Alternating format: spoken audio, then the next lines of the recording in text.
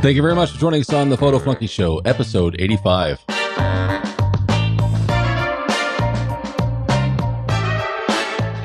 Today we're going to be talking about why unsolicited photo critiques make you look like a jerk.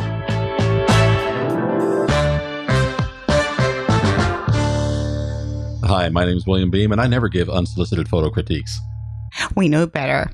And I'm Lee Beem. I also don't give unsolicited photo critiques, but I do respond to them. Yes. And before we get started, I just want to let you know that show notes are going to be available at williambeem.com/episode 85, and you get a transcript of the show there for free. Also, you can find links to subscribe to the show on iTunes, Google Play, and other sources. And you can find all of our shows on a player at photoflunky.com. Also, before we get started, I want to remind everybody that you can get some free Lightroom presets from On1. There's a group of presets there. They're actually really nice. I've been looking at them lately and kind of looking over some of my photos if I wanted to reprocess them again. And they're absolutely free. I've got a link for you. It is williambeem.com/on1lr presets, or you can find the link on the show notes page at, williambeem.com/episode 85. But they're absolutely free. They're really nice, and I would recommend you go check them out.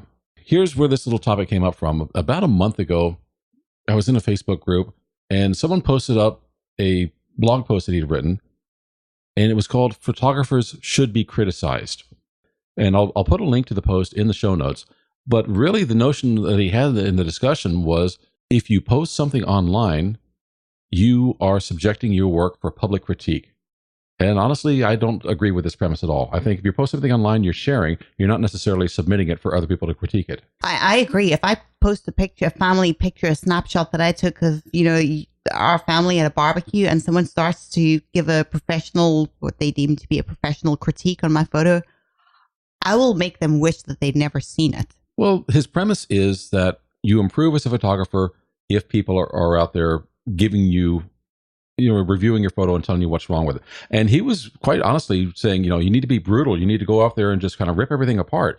And one, I think that's kind of rude, because my premise is a critique is only useful when a person is ready to accept it. Well, that's right. When somebody asks for it, that's when they're in a position where they're saying, okay, help me out. Until such point, let them do what they're doing. Well, I've got a couple problems with this premise. One, like I said, if we ask for a critique, then that's fine. It's fair game. We've requested somebody's opinion.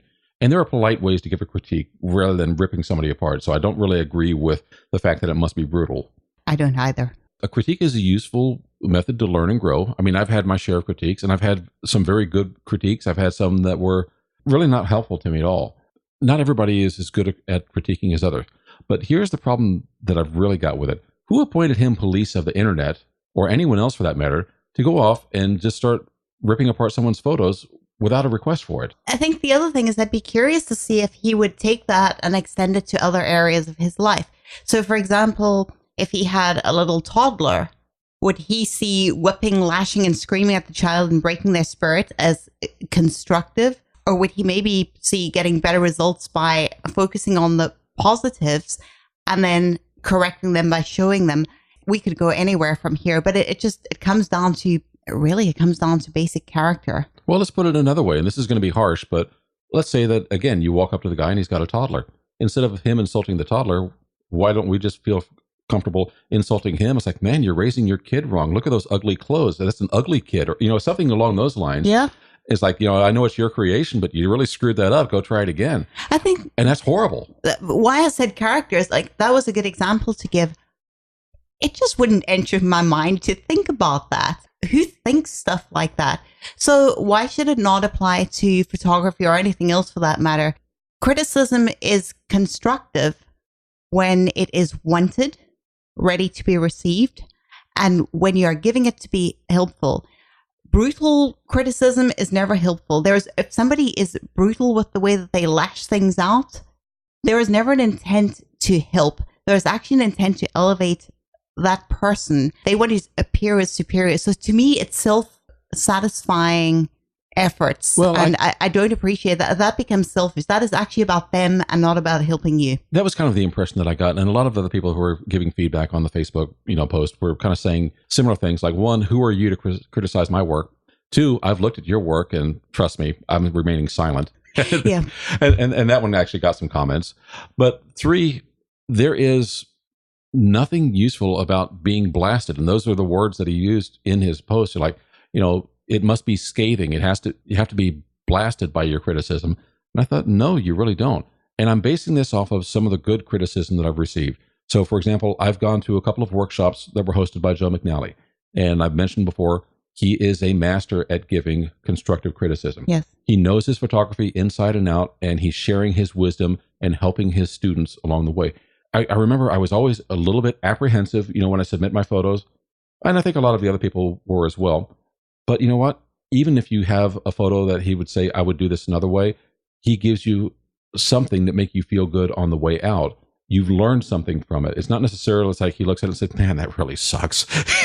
I had one photo that I took when we were in St. Lucia at the fire department. And to me, workshops are a place where you can feel safe to fail because you can experiment and try things, see if it works. If it does, great, you've learned something. And if it fails, you've learned something too. Yeah, so you want the critique there. And one of the things that was in my mind, I've seen Joe take photographs, portraits with wide angle lenses before. So I went up there and I took one shot of the fireman with a 35 millimeter lens. I mean, everything else I was going safe with, long my 7200 millimeter lens. Okay. And I put that photo in for the critique because I wanted to hear from him about that. He looked at it and he said, I would have gone long with that one. And I knew he was right immediately because you would have really made a nice shot with that one. But what I wanted to understand was why. Well, I knew why on that particular kind of thing, why wide angle lenses really aren't good. But I wanted to know why he can sometimes get shots, a portrait shot of an environmental shot with a wide angle lens and still have something good. I know I've talked to other people who have done his things. He said, I want you to shoot wide angle. I said, he took his arm out, put it on the other person, his subject's shoulder, said, never be more than this far away while you're taking photos. And not all of those photos were good, but there was an attempt to practice and learn something. It's like, here's the sweet spot in the lens. Here's how much of the background you needed in that wide angle shot to make this portrait work. Yeah. Mine didn't have that element. And, he explained the reasons why. And then he explained well, here's how you do it. So I got something out of it. It was a critique of a photo. If I post someplace else, people are going to look at it like, oh my. He, in that environment, was able to tell me, he said, look, this one you wanted to go long because of the background that you had. And here's how you could have done it in another environment and use the same lens. I think there always has to be something positive from it. And honestly, you would be hard pressed to find a photo where the person who took it didn't have at least something right. And, this goes back to something that an old boss used to say. I was in my early 20s, I think, and it just kind of stuck with me. He said, when you bring me problems, bring recommendations for solutions. Mm-hmm. In other words, find the things that you like first, because there are some, and you might have to sit and look for them. And sometimes you have to get off your soapbox to look for them. And that is the reality. Sometimes you just have to, step back and say, okay, this person is trying something different. Where was I when I tried that? Find the good stuff. Start with that. Then make suggestions. Say, have you thought of trying this? And explain why. When you're trying to teach someone something, you have to have the why in there. You have to explain why it didn't work or why it might work or why it would work. If you don't have that, I don't think you're really giving anything constructive. Constructive criticism does not break something down without teaching somebody what they might be able to do to build it up, and let them do it their way. They are not the same person you are. They are not seeing through your eyes, and their purpose is probably different for their photos. And you have to take this into account. You don't always have that information. Often you don't when you're looking at somebody else's photo. This isn't about being kind. This is just about being a decent human being and actually pulling out a little bit of backbone in your character, because that's really what comes across when you give a critique. One of the things I've realized that if you post a photo, particularly if it's in a photography group, whether it's on Facebook or some other forum, if you post a photo and people like it, they'll tell you. If they don't like it and they kind of adhere to what we're saying, is like, if you're not asked for a critique, don't post one. The resounding sound of crickets on a photo will also kind of tell somebody that this one didn't live up to what they'd hoped. Yeah, and I get it all the time. I get it a lot, but I'm kind of okay with it because that's how you kind of figure out, okay, this didn't work, and you can go back and revisit and think, what is it that just didn't really resonate with people? Well, at that point, someone can ask if they really want to know someone's opinion. Exactly. But if someone hasn't asked for an opinion and you go off and give them your unsolicited photo critique, I think, well, one, You're being very presumptuous to do that. It's just plain rude. Yeah. Kind of like we said at the beginning, it's going to make you look like a jerk. And, it can be hurtful. And I don't see anything constructive in going out of your way to hurt somebody. To what end? What are they going to gain from it? And what do you get from it? You look like a jerk. Well, actually, no, you are a jerk. And they just feel discouraged. If you'd like that feather in your cap for making somebody feel like, okay, maybe photography isn't me, well, go ahead. But I can tell you now, I'm not quite as tactful as William. And when it comes to dealing with people who just break other people down. We had something came up recently. I saw a photo of a model that I know, absolutely stunning young woman, very friendly, very bubbly personality. I just adore her to death. And she had a recent photo shoot out on the beach. And most of the shots I thought looked pretty good. Then there was one that she's put up as her profile photo. And I looked at it and I thought, oh no. And it's not anything to do with her. It was because of the angle of light she was at and the shadows that were casting on her face. And I thought, this was the photographer's fault, not the model's fault. Yeah. But a lot of people like the photo because I think they like her and they're happy with her. And, the shadows don't mean something to them as it does to me. So what that kind of teaches me is just because you have an idea or an opinion doesn't mean that everyone shares it. The other thing, this actually is very interesting. Something else to consider, and using the model as the example to stay on theme. Say, for example, I'm a model, which I can assure you I'm not. And I have a photo taken. The people I'm appealing to with the final product in my photographs and the results are not photographers. So you need to remember that something where you're getting a lot of criticism from a photographer, but you're getting an overwhelming response from maybe some vendors or, product sponsorships or just fans, that is a successful photo. Your photographer might approve your photo or disapprove your photo, but the real results come from where's your market? Where do you need your approval to come from? Most of the time, that is not a photographer. I can tell you one time I think that unsolicited critique actually works. And you and I do this quite often. We will look at photos and we will critique them, but we don't share them outside of our home. We use them to help ourselves. Yes. We look at them and say, what do you like about this? What do you not like? Or look at those shadows or the composition, something like that. We talk about them amongst ourselves, but we would never share that criticism online, particularly for the photographer, for the subject, or anything like that, because it wasn't requested. We're just simply saying, let's look at this and learn from it. So when we go out and take our own photographs, that we have these things in mind. Exactly. And not only that, that might be one photo that didn't appeal to us for certain reasons, but we might actually like the work overall and be a big fan of the photographer and his or her work. You cannot judge somebody based on one photograph. Please don't measure them by that and make it public. You don't do that with other stuff. You don't do that with your family maybe with your family, but you don't do that with your friends. You don't do that with your boss or the people you work with. So why in the world would you publicly put yourself out there behaving like, an arrogant jerk? Well, here's the other part. Going back to the model I mentioned, all of her family and friends were looking at this photo and telling her she's beautiful, she's gorgeous, I love this. And as you said, she put it up for that intent.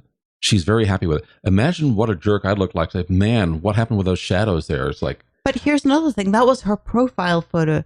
That is her personal photo. And that is for her and the people who are part of her life.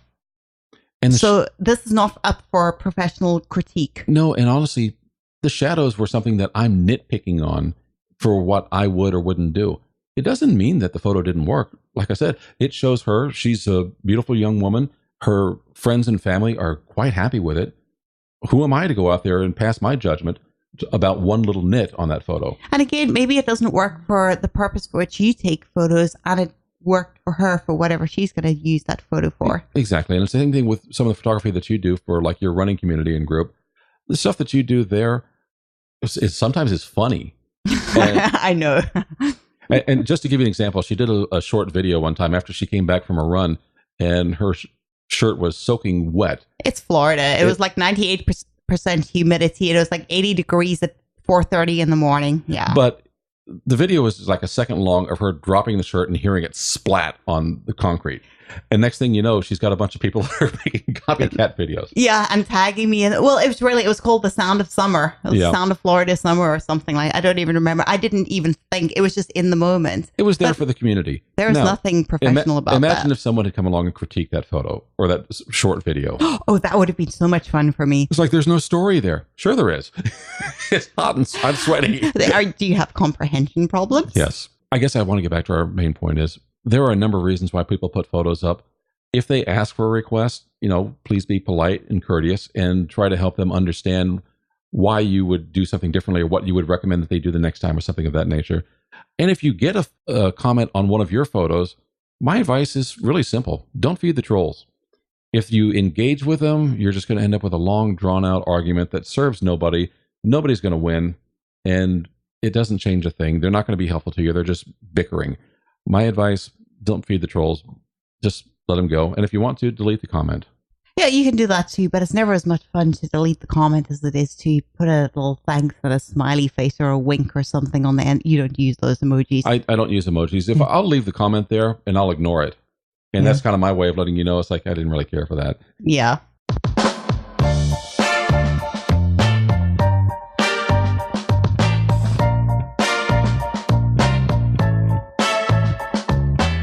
Thank you very much for joining us on the Photo Flunky Show. We hope that we helped you make sure that you do not look like a jerk online. Yeah, because if you say stuff like that, you are one. But I want to let you know, we really appreciate you, and we'd appreciate your comments on this post. So if you go to williambeem.com/episode 85, leave a comment. Let us know what you think. Have you given unsolicited critiques? Have you received some? And how did you deal with it? Blech. I'll get all this out of my mouth one of these days. And William will answer because he's nice. And of course, you'll find a transcript of the show when you go there. And thank you so much. We will see you again next week.